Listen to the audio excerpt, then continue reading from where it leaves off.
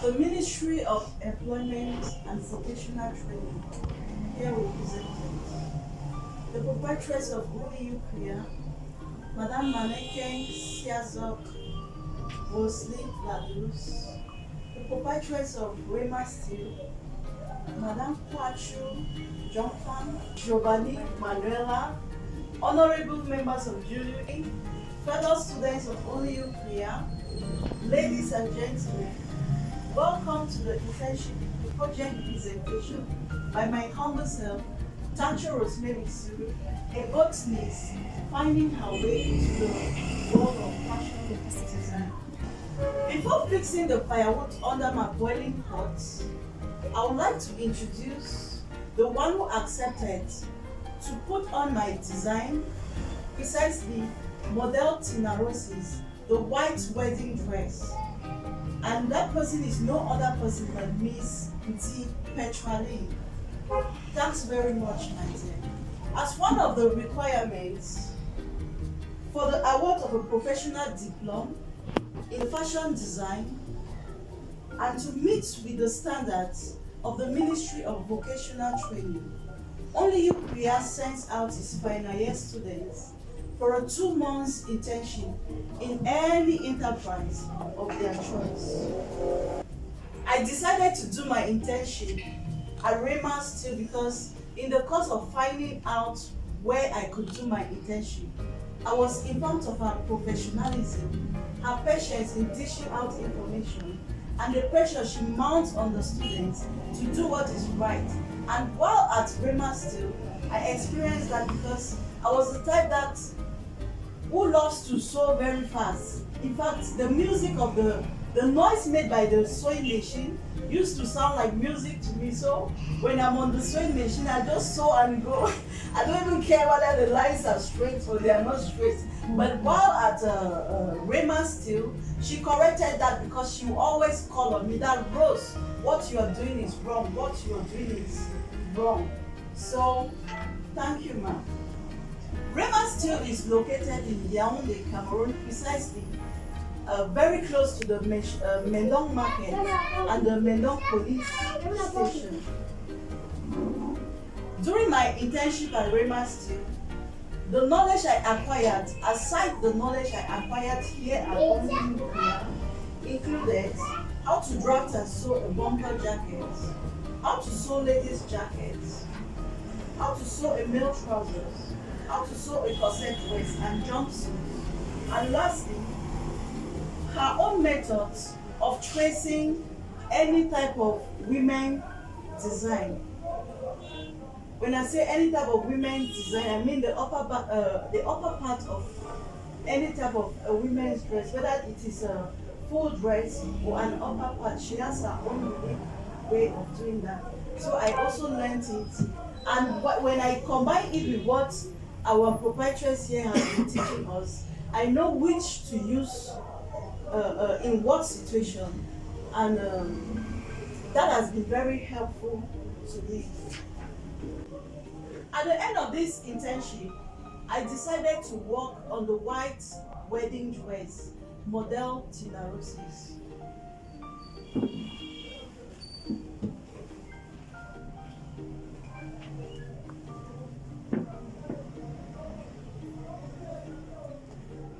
Model Tina Rose's is a fit. It's a fit and Flay wedding dress. Why? Because it fits the upper part of the body from the off shoulder right down to about 10 centimeters to the end of the knee.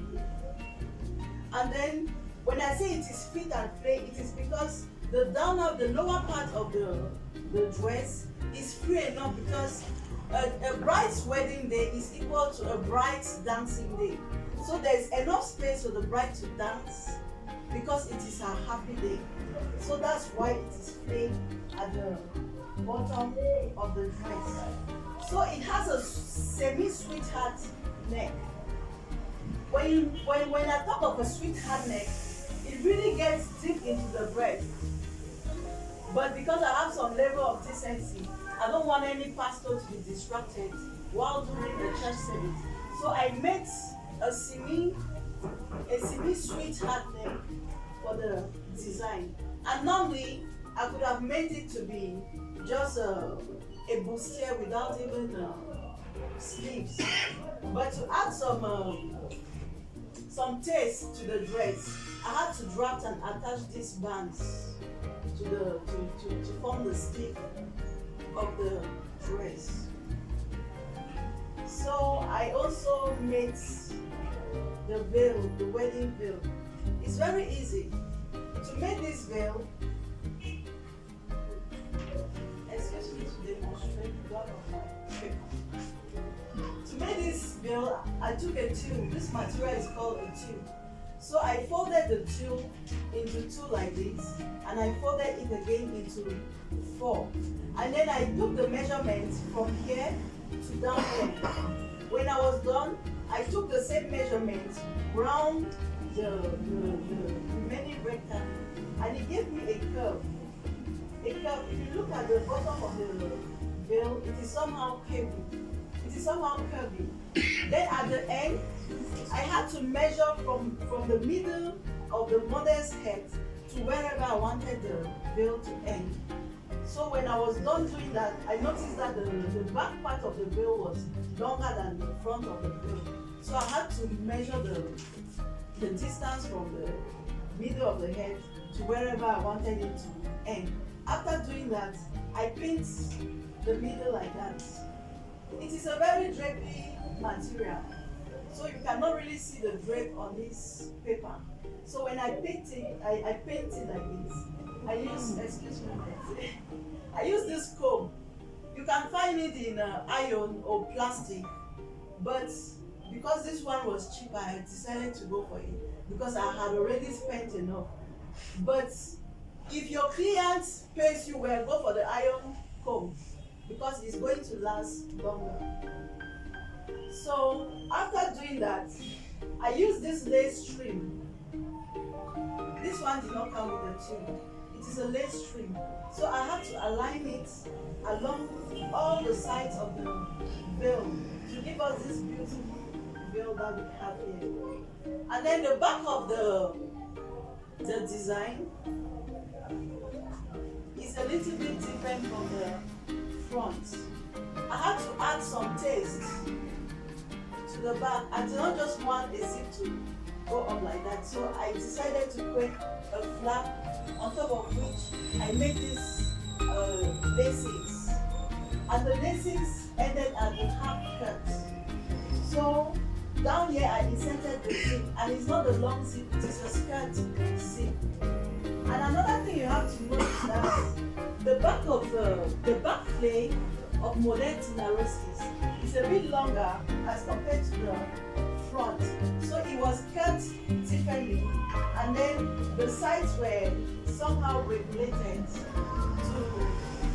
to make it smooth. And then I cut out pieces of the lace and I placed it on it. It is called applique, a fabric manipulation technique. I applied it using a gum glue. Thanks, my dear. So there is a question I know should be running through your mind. Why did she even decide to work on a white wedding dress? Because when we go out there, we see white wedding dresses everywhere. Those that are imported, those that have been constructed in Cameroon. So what made me to work on the white wedding dress? I'll tell you why. Believe me, bridal fashion has money. If you see any fashion designer that has inculcated bridal fashion amongst her list of fashion options, you'll see that they are doing good. I would like to quote an example. Our mommy in the house, Mommy Rosalie. She's a bridal designer as well, coupled with other type of fashion designs that she does. And she's doing good.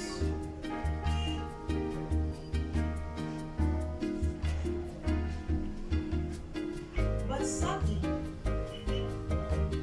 the bridal fashion industry in Cameroon is at the baby stage. When I say baby stage, it means the bridal fashion industry in Cameroon is still growing. Why? Because most fashion designers, they just get scared of the sophisticated nature of the bridal dress. That's why most of them just see the dress like this and they scare away from it. But it is really quite simple to do if you have the passion and the will to do it. Furthermore, there is a very high demand for the white wedding dress in Cameroon. But unfortunately, if we go out there, tomorrow is Saturday, if we start moving from church to church, be it Catholic, be it Pentecostal, be it whatever church, we'll see that 80% of the dresses, of the bridal dresses that brides are wearing, they have been imported. At times I used to think that maybe it's because we don't have the materials in our local markets, but we have the materials available. So why don't we revamp the bridal industry in Cameroon? These imported bridal dresses are usually very expensive if you have to buy a good one or to rent a good one. Other African countries are doing good in this bridal fashion. Like Nigeria is booming and their economy is booming. So why don't we encourage our own, so we can boost up the bridal industry in Cameroon, and at the end we can also contribute to the economic income of the country. We must not remain at this level. Each and everyone has to try his or her best at our various levels to add to the economic income of our country, so that one day Cameroon that is being abused will be amongst the countries that the Western world will even come here to import dresses that we have made. I want to be part of a bright, happy day by designing and realizing their church wedding dresses on their own measurements, no matter how sophisticated they may be. I want to train and raise up designers in bridal fashion. I decided to base my internship project on Model Tina Rose's The White Wedding Dress. The following materials were used for this project: a pattern drafting paper, pen, pencils, ruler, sausage triangle for straight line, scissors, lace fabric, satin, handmade, cotton heat activated interfacing. The cotton heat activated interfacing is the one we put in front of the bustier to give it some fitting in front of the breast. Not forgetting the steam iron, sewing machine, and the thread which matched the color of the dress, so I used a white thread. The following measurements were taken for the realization of model channels: bust length, under bust length, waist length, shoulder to three-quarter lap,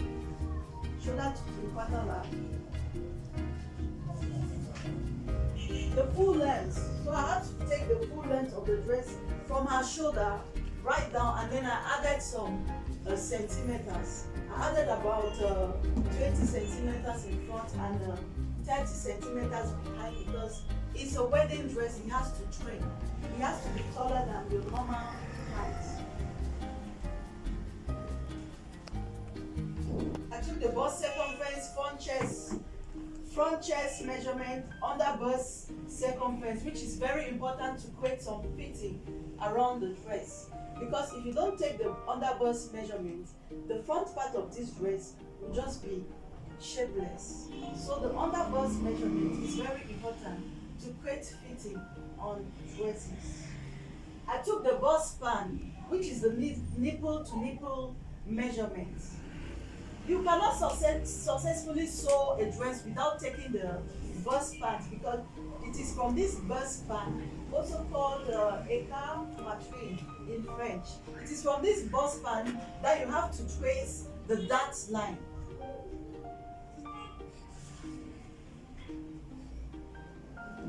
How to care for the lace and the satin fabric. The lace fabric is even more delicate as compared to the satin fabric. When you look at this Tina Rose's model, it is clean.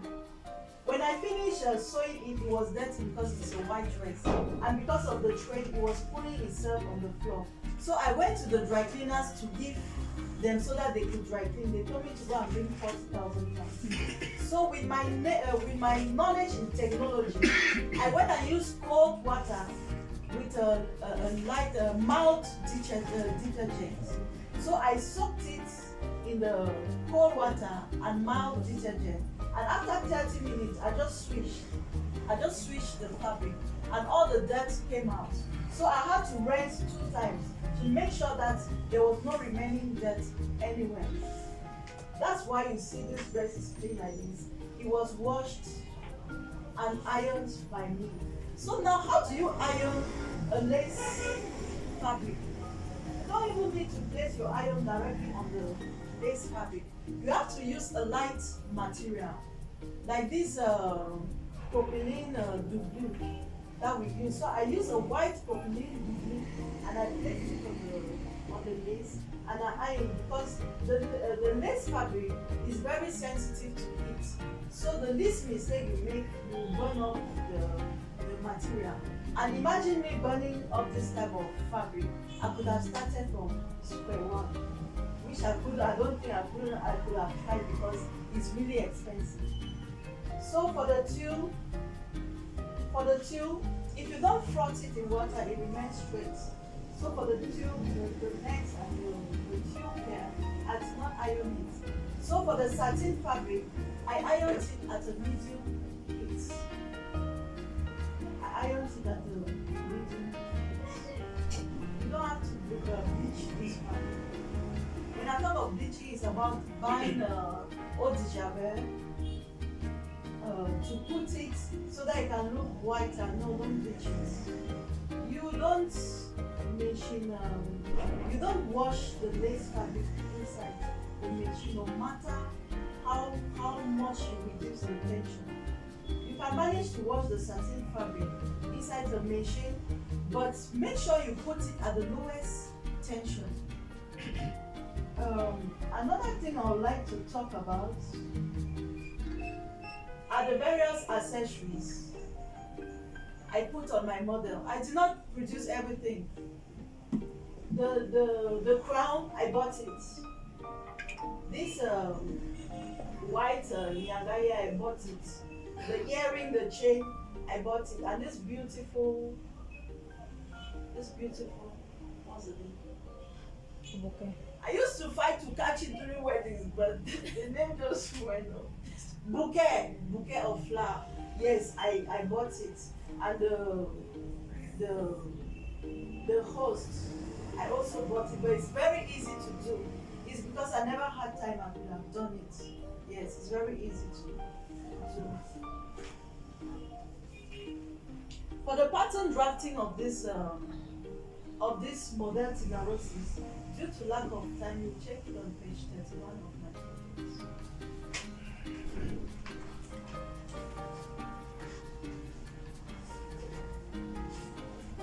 When I started this project, I had a research question. Can the white wedding dress that is produced at home be more expensive than that which is imported? So that was a question that I gave a hypothesis to it.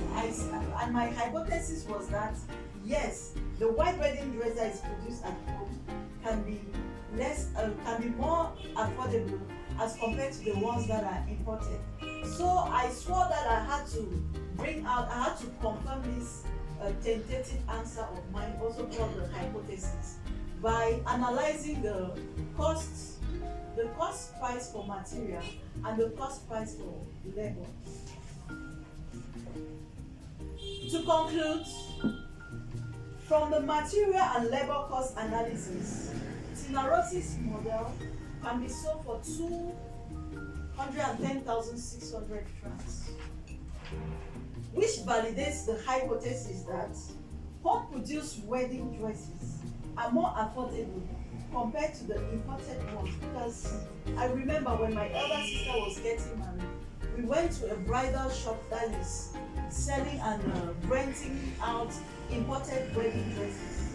They told us to rent a wedding dress for 100,000 francs.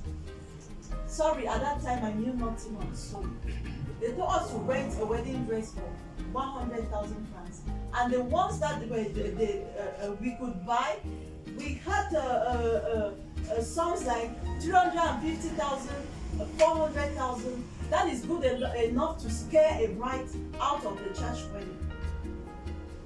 So that's why in Cameroon, most families, they get angry and they stop their sons from taking girls to church because just the white wedding dress is okay to fit part of the family. So why will you take money and spend on the white wedding dress? So let's patronize the available bridal fashion designers in Cameroon, especially as we need to grow our own economy. And why not attract foreigners to buy from us as well? Foreigners can come and buy from us.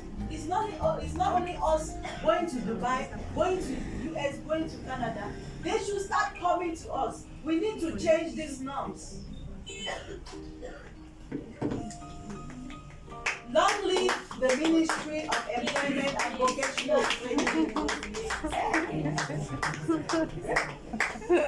think that tu as tout dit. Non, c'est clair. Je ne sais même plus quoi dire. Dis encore. Je ne sais même plus quelle question poser.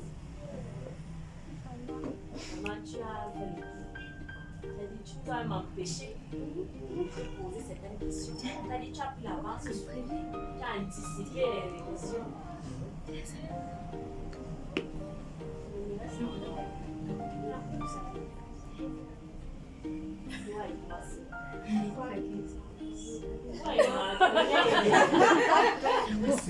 I help you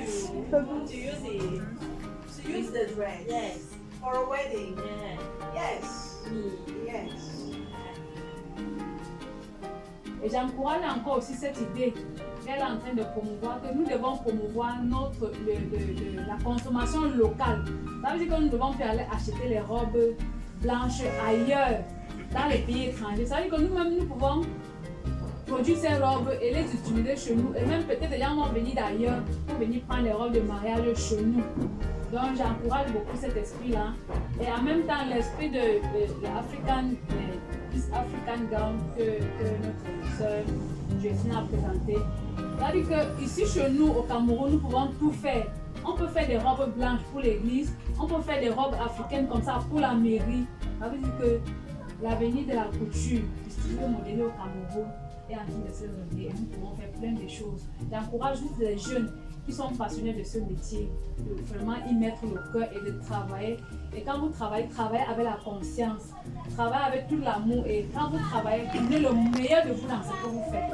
Moi, c'est ce que moi je dis. Parce que moi, quand je travaille, je fais tout pour donner le meilleur de moi dans ce que je fais. Donc, dans tout ce que nous faisons, que ce soit nous, les membres du jury, le représentant du Minefop, ou moi, on est au créant, tout ce que nous faisons, nous devons donner le meilleur de nous dans ce que nous faisons.